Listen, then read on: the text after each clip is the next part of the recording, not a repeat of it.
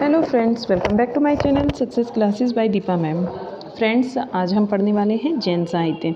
और जैन साहित्य के अंतर्गत हम बहुत सारी चीज़ें देखेंगे, काफ़ी रचनाएं हैं। लेकिन इसको स्टार्ट करने से पहले मैं आपको बता देती हूँ कि फ्रेंड्स, ये जो हमारा बैच है यूट्यूब पर अभी स्टार्ट हुआ है, एकदम न्यू बैच है, फ्रेश है। और आप चाहे तो फ्री ऑफ कॉस्ट इसे ज्वाइन कर सकते हैं। आप अपने नोट्स भी हमारे साथ साथ बना सकते हैं। फ्रेंड्स, आपको ये वाला बैच जो है हमारा UP TGT, PGT, LT grade, DSSB सभी के लिए फ़ायदेमंद होगा। और आपको यहाँ पर पूरा सिलेबस कराया जाएगा। तो आप चाहें तो अपने नोट्स बना लीजिए हमारे साथ साथ। चलिए फ्रेंड्स, स्टार्ट करते हैं समय को वेस्ट ना करते हुए। फ्रेंड्स, आज हम जैन साहित्य को पढ़ने वाले हैं। और जैन साहित्य जो है ये आदिकाल का एक पार्ट है। इसी में हम देखने वाले हैं कि जैन साहित्य में हिंदी की वे रचनाएँ आती हैं जिसके अंतर्गत जैन धर्म की कथाओं और धार्मिक मंतव्यों तथा उपदेशों को आधार बनाया गया है। सेकंड, हम देखेंगे पश्चिमी क्षेत्र में इन जैन साधुओं ने अपने मत का प्रचार प्रसार कविता के माध्यम से किया। कैसी कविता के माध्यम से किया? हिंदी कविताओं के माध्यम से किया है। ठीक है, यानी कि पश्चिमी क्षेत्र में भी, हमारे वेस्ट में भी जैन साधु थे और उन्होंने अपने मतों को बताने के लिए, जनता को अपने विचारों से अवगत कराने के लिए उन्होंने हिंदी की कविताओं को अपना माध्यम बनाया। आगे चलते हैं। इन जैन कवियों की रचनाएं आचार, चरित्र, आस, फागु आदि विभिन्न शैलियों में हैं। आगे देख लेते हैं। जैन साहित्य आदिकाल का प्रमाणिक साहित्य है। कैसा साहित्य माना जाता है जैन साहित्य को? प्रमाणिक साहित्य माना जाता है आदिकाल का। जैन काव्य मूलतः धार्मिक है। जैन मत के प्रभाव से अधिकांश जो काव्य है वो गुजरात में, राजस्थान में तथा दक्षिण में रचा गया। प्राय इन रचनाओं में नायक अंत में जैन धर्म ग्रहण कर लेता है। ये अधिकांश रचनाओं में हम यही देखते हैं कि नायक जो है अंत में आते आते वो जैन धर्म को ग्रहण कर लेता है। आगे देख लेते हैं जैन साहित्य के प्रमुख ग्रंथ। फ्रेंड्स, सबसे पहले इसमें आता है हमारा श्रावकाचार। और श्रावकाचार की जो रचना हुई वो 993 ईस्वी में हुई है। इसके रचनाकार देवसेन हैं। देवसेन एक अच्छे कवि हैं, उच्च कोटि के चिंतक हैं। श्रावकाचार जैन साहित्य का सर्वप्रथम रचना मानी जाती है। श्रावकाचार को जैन साहित्य की सबसे प्रथम रचना माना जाता है। इसमें 250 दोहे हैं। यह रचना दोहा छंद में लिखी गई है। इसे हिंदी की प्रथम रचना माना गया है। ये सारे ही पॉइंट बहुत ज़्यादा इम्पोर्टेंट है। आगे चलते हैं। देवसेन की रचनाएं। अब हम देवसेन की कुछ रचनाएं और पढ़ लेते हैं। एक तो इनकी श्रावकाचार है ही, अन्य रचनाओं में आती हैं लघुने चक्र, दर्शनसार, दब सहवास प्यास। दब सहवास प्यास जो है अभ्रंश भाषा में लिखी गई है। अगर पूछ लिया जाए कि अभ्रंश भाषा में कौन सी रचना लिखी गई है देवसेन की, तो वो है दब सहवास प्यास। इंपॉर्टेंट क्वेश्चन है ये भी। आगे देख लेते हैं भरतेश्वर बाहुबली रास को। अगले जो रचना है हमारी वो भरतेश्वर बाहुबली रास है। और इसका टाइम पीरियड है 1184 ईस्वी। 1184 में इसकी रचना हुई। इसके रचनाकार शालिभद्र सूरी हैं। यह 205 छंदों में रचित एक खंड काव्य है।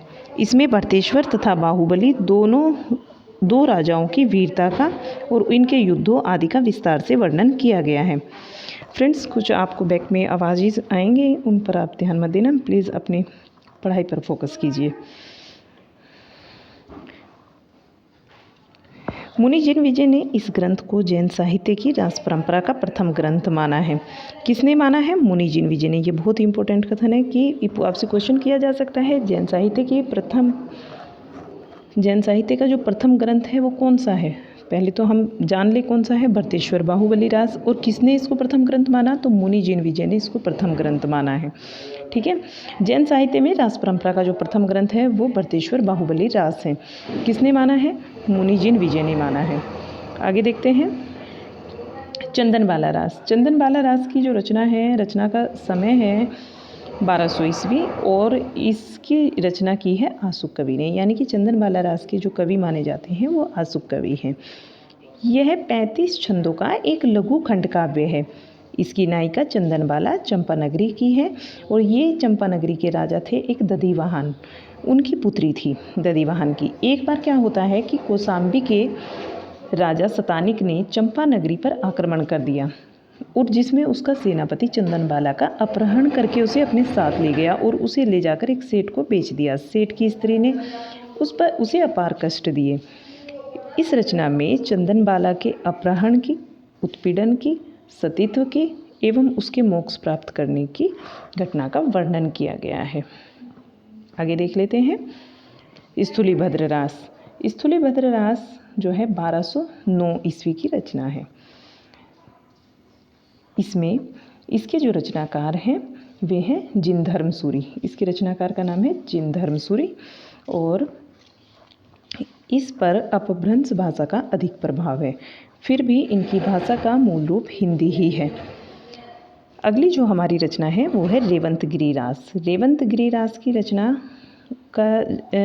रास रचना का जो समय है वो 1231 ईस्वी है और इसके रचनाकार विजयसेन सूरी हैं।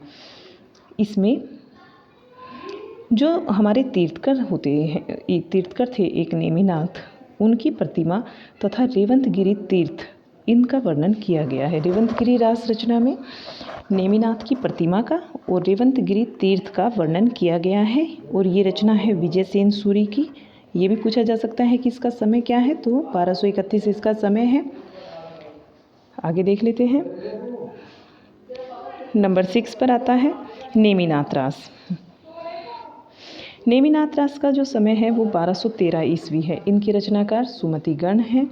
इसमें कुल 58 छंदों का वर्णन किया गया है। नेमिनाथ के प्रसंगों में श्री कृष्ण का वर्णन इस काव्य का विषय है और इन दोनों के माध्यम से विभिन्न भागों की अभिव्यंजना भी हुई है। एक पॉइंट और इसमें देखते हैं। रचना की जो भाषा है वो अपभ्रंश से प्रभावित है और कैसी है, राजस्थानी हिंदी है। अपभ्रंश की भाषा, रचना की जो भाषा है वो अपभ्रंश से प्रभावित राजस्थानी हिंदी है। आगे देख लेते हैं जम्बूस्वामी रास। जम्बूस्वामी रास के रचनाकार धर्मसूरी हैं। जम्बूस्वामी रास के रचनाकार धर्मसूरी हैं और कुमारपाल प्रतिबोध के रचनाकार कौन हैं, सोमपर्व सूरी हैं। उपदेश रसायन रास के रचनाकार जिनदत्त सूरी हैं। फ्रेंड्स, ये वाला क्वेश्चन पूछा भी गया है, टीजीटी में आया है ये क्वेश्चन एक बार, टीजीटी 2013 में। फ्रेंड्स, यहाँ हम आज जैन साहित्य को ही पढ़ेंगे और अगर आपको वीडियो हमारा पसंद आया है तो प्लीज़ इसको लाइक कर दीजिए, इसको शेयर भी कीजिए और हमारे चैनल को सब्सक्राइब कर लीजिए। यहाँ हम आपको हिंदी की फुल तैयारी कराएंगे, पूरा सिलेबस इसमें तैयार कराने वाले हैं और आप इसके हमारे साथ ही मिलकर अपने नोट्स को भी इससे तैयार कर सकते हैं। हमारे चैनल को आप सब्सक्राइब कर लीजिए और बेल आइकन को भी आप प्रेस कर दीजिए। Okay friends, thank you for watching this video.